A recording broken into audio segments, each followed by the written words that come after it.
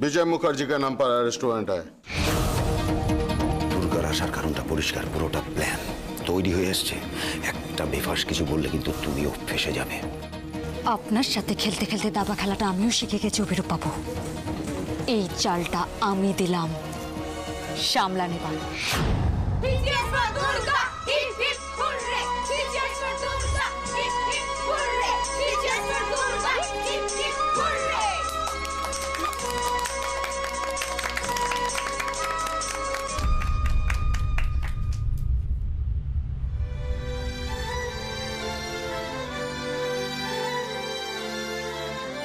ওরা সবাই আনন্দে হাততালি দিচ্ছে দুর্গা।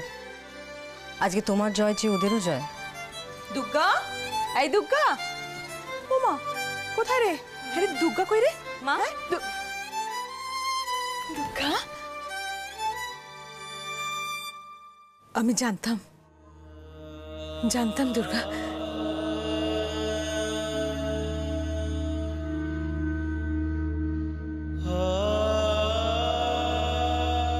তুই জিতে ফিরবি।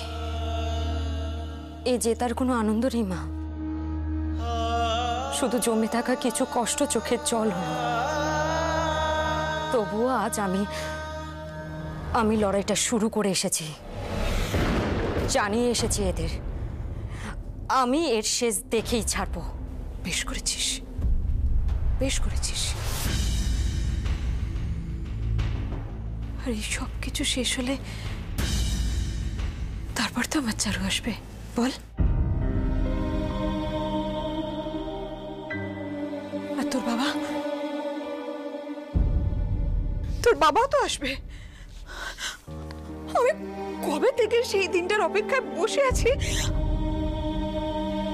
দুর্গা, শেষ করে দে, শেষ করে দে, ওই পাপের রাজ্য জ্বালিয়ে শেষ করে দে।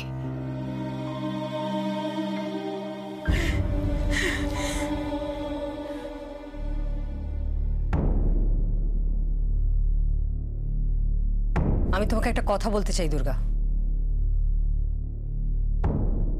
তুমি যেটা করে এসেছো তারপর কিন্তু অভিরূপ মুখার্জি আরো বেশি ভয়ঙ্কর হয়ে উঠবে। আমি তো সেটাই চাইছি ম্যাম। রাগের মাথায় মানুষ অনেক ভুল করে, আমি অভিরূপ মুখার্জির সেই ভুলটার অপেক্ষায় রয়েছি। দুর্গা, অভিরূপ মুখার্জি বিষাক্ত সাপের মতো। তুমি ভাবছো ও রাগ করবে, আর ও হয়তো এখন ঠান্ডা মাথায় তোমাকে কি করে শেষ করা যায় সেটা ভাবছে। ম্যাম আপনি আমাকে সাহস জুগিয়েছেন, লড়াই করার শক্তি দিয়েছেন। আজও আপনি আমার পাশে আছেন, আর আপনি এখন এসব কথা বলছেন? বলছি কারণ আমি জানি যে তুমি পুরোটা তৈরি নও এখনো। হ্যাঁ, আজকে জিতেছো, কিন্তু কাল যদি এত ভাবলে লড়াইটা কি করে করবো ম্যাম? ম্যাম আমি যখন অন্ধকার দেখি, সামনে এগিয়ে চলার রাস্তা দেখতে পাই না, তখন আমি নিজেকে এই বলে শক্তি দিই।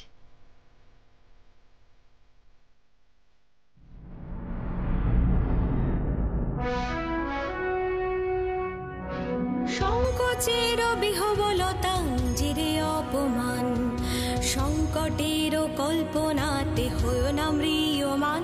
হা হা, সংকোচের বিহবলতা জিরে অপমান, সংকটের কল্পনাতে হয় না ম্রিয়মান। হা হা, মুক্ত কর ভয়, আপনা মাঝে শক্তি ধর, নিজের কর জয়। হা হা, সংকোচের বিহবলতা নিজের অপমান, সংকটের কল্পনাতে হয় না ম্রিয়মান। হা হা,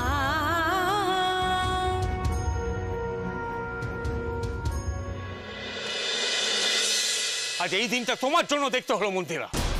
যত সব অপগণ্ডের জন্ম দিয়েছো তুমি, এইসব আমার ছেলে।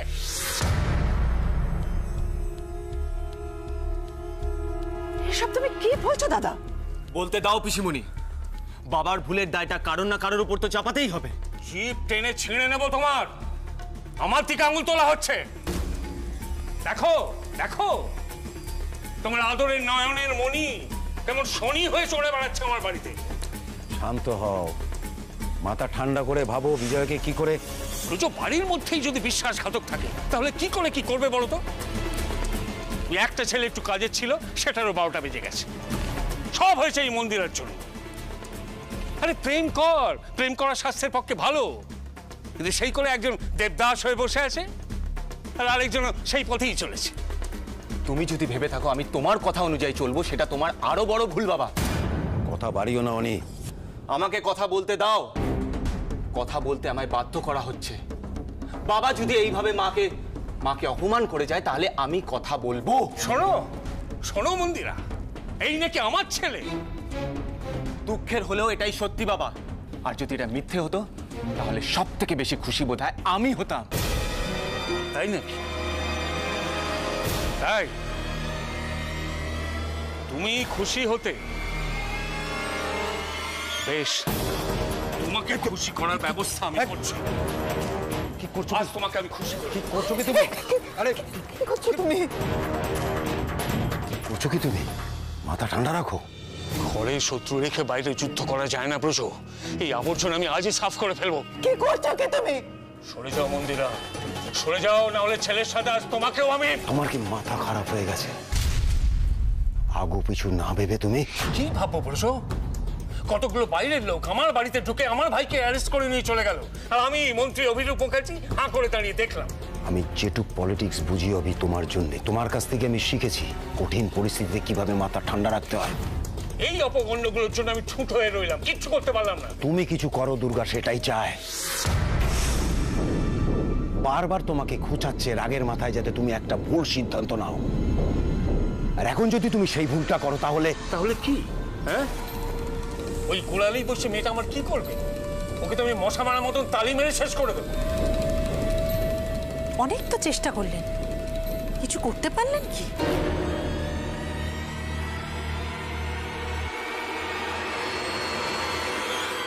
এখন চাইলেও আর কিচ্ছু করতে পারবেন না।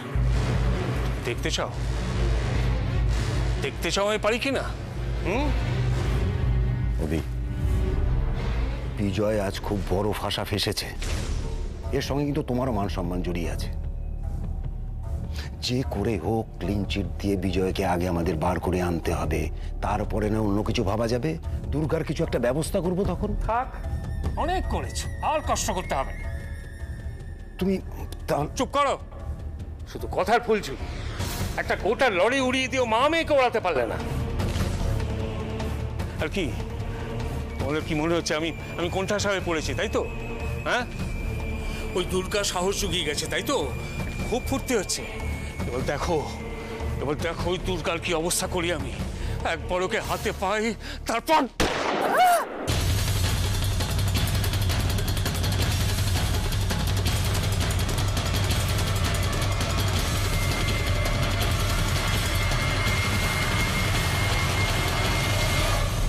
তাই নাকি? অভিরূপ মুখার্জি আমাকে দেখতে চেয়েছে? বাবা, মা কালীকে ছেড়ে হঠাৎ দেবী দুর্গার দর্শনের ইচ্ছে? তা বেশ, ভক্ত যখন ইচ্ছে প্রকাশ করেছে তখন সেই ইচ্ছে তো পূরণ করতেই হয়।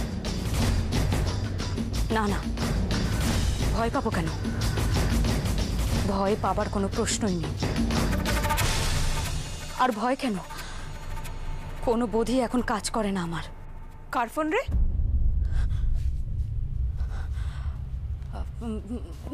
মা? তোর বাবা? সে নিশ্চয়ই ফোন করেছিল, ফস করে কেটে দিলি কেন? আমি কথা বলতাম। আচ্ছা মা, তুমি এইদিকে এসো।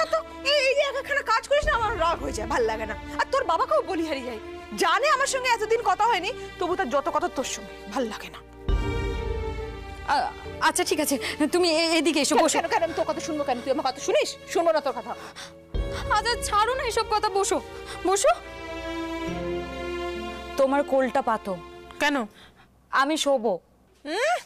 অত সোহাগ দেখাতে হবে না, বাপ সোহাগী মেয়ে। আমার কোনো জায়গা আছে নাকি তোদের কাছে? আমার আছে মা। তোমার মনে পড়ে আমার কথা?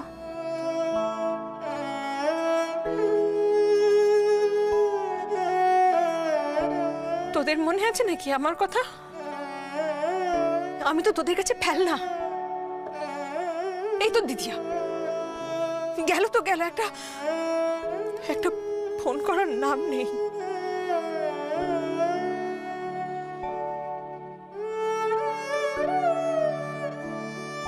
আমি জানি তুই বলবি মা তুমি একটা ফোন করো, করবো না, আমি একটাও ফোন করব না। আমার মান অভিমান থাকতে নেই। দেখি দেখি কবে ওই মেয়ের মনে হয় যে মাকে একটা ফোন করার দরকার। করবো না আমি একটু।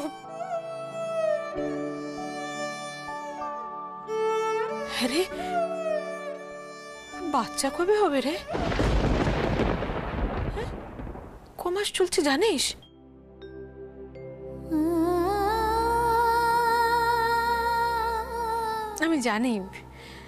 আমি জানি ও বাড়িতে সবাই ওর খুব যত্ন আত্তি করছে, কিন্তু দেখ এই সময় মেয়েরা তো বাপের বাড়ি এসে থাকে না।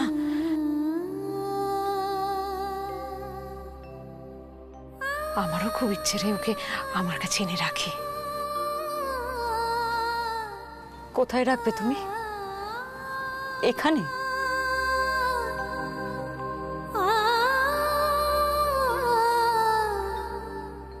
মা, মা তুমি যা কিছু নিয়ে বেঁচে আছো বাস্তবে কোনো কিছু নেই মা। জানি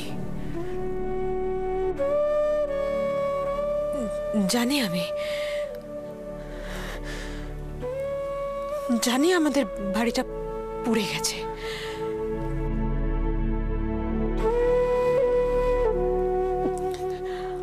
আমি এটাও বুঝি রে যে এইখানে এনে রাখাটা ভালো দেখায় না।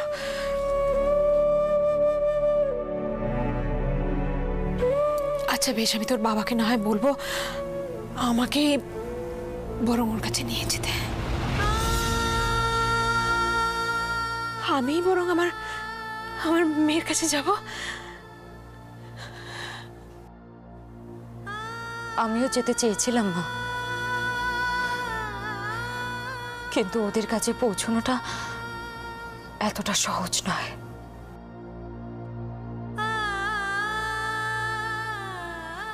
কেন?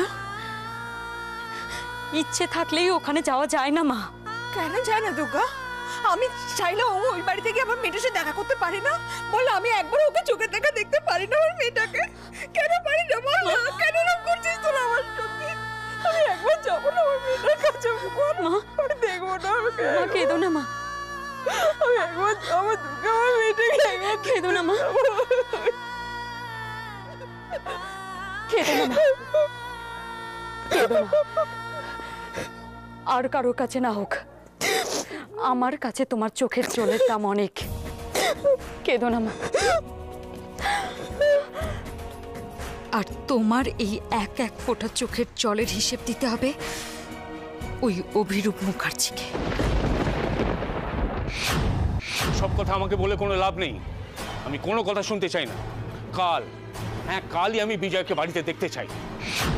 কি যেটা বললাম শুধু সেটা করো, বেশি কিছু ভাবতে হবে না তোমাদের। হ্যাঁ ওটা আমি দেখে নিচ্ছি। ব্রজ যাবে, যার যা খিদে ব্রজ মিটিয়ে দেবে।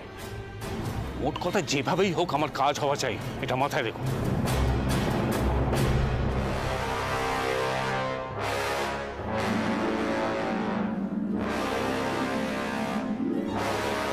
নিজের দোষে নিজে কষ্ট পাচ্ছ মা।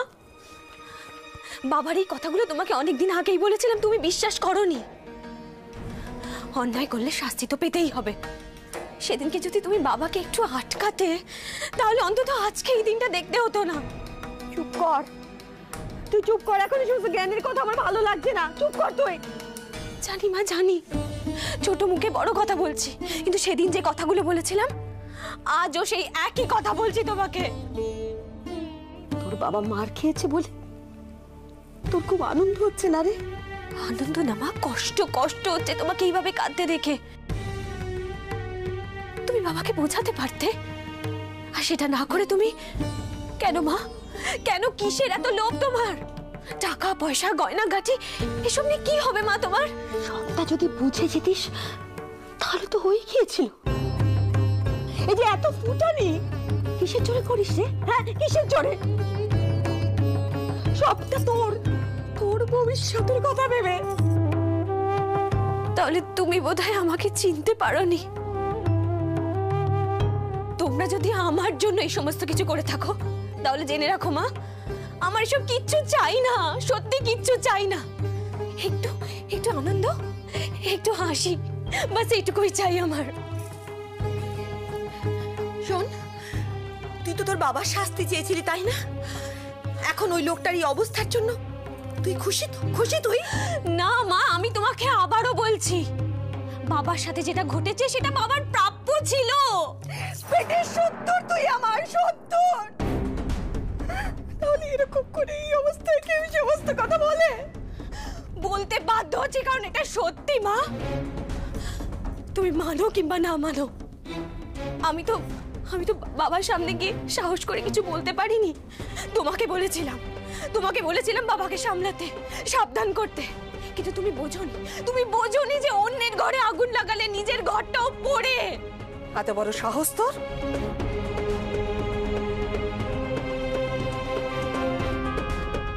কাকে কি বলছিস তুই?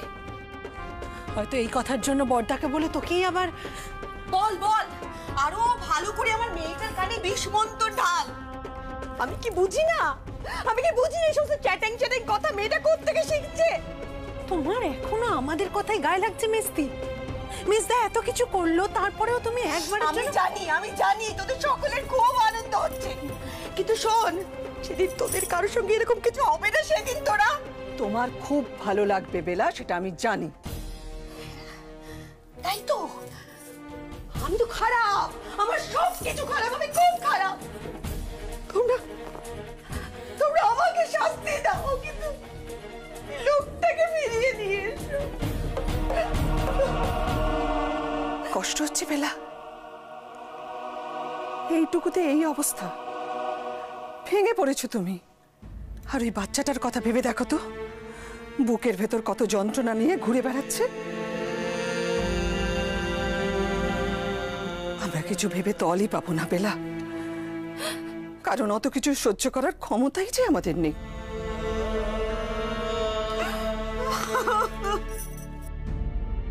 ভয় করে ওর জন্য। দাদাকে শেষ করার জন্য সব রকম চেষ্টা করবে। কি আছে ওর ভাগ্যে কে জানে। তুমি সব কিছু সীমা ছাড়িয়ে গেছো। তুমি আমার অভিরূপ মুখার্জির গর্দানে হাত দিয়েছো। তোমার ওই হাত কেটে যদি তোমাকে ছুঁতো না করেছি তো আমার নাম অভিরূপ নয়।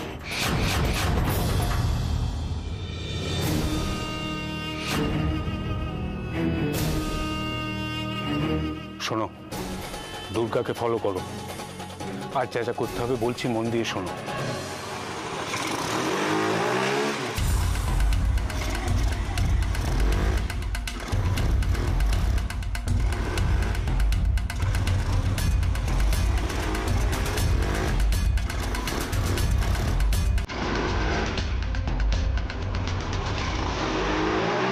দুর্গা নেই মানে? কোথায়? জানি না ম্যাম। জানো না কেন? তোমাদেরকে বারবার বলেছি ওকে চোখে চোখে রাখতে। এভাবে রাত বিরেতে বাইরে বেরিয়ে যাওয়া ওর জন্য রিস্কি। জানি তো ম্যাম, কিন্তু ও যদি আমাদের বলতো আমরা তো ওকে আটকাতাম। আর তাছাড়া কাউকে কিছু বলেও যায়নি। আর বার জীবনের ঝুঁকি দেওয়াটা মেয়েটার একটা অভ্যেস হয়ে দাঁড়িয়েছে। রোজ রোজ তো ভাগ্য বাঁচাবে না ওকে। হঠাৎ করে যদি কিছু একটা হয়ে যায় আমার এই, কখন লাস্ট দেখেছো ওকে? অনেকক্ষণ আগে। ও, অনেকক্ষণ আগে। তার মানে তো এখন কোথাও কাছাকাছি খুঁজলেও পাবো না।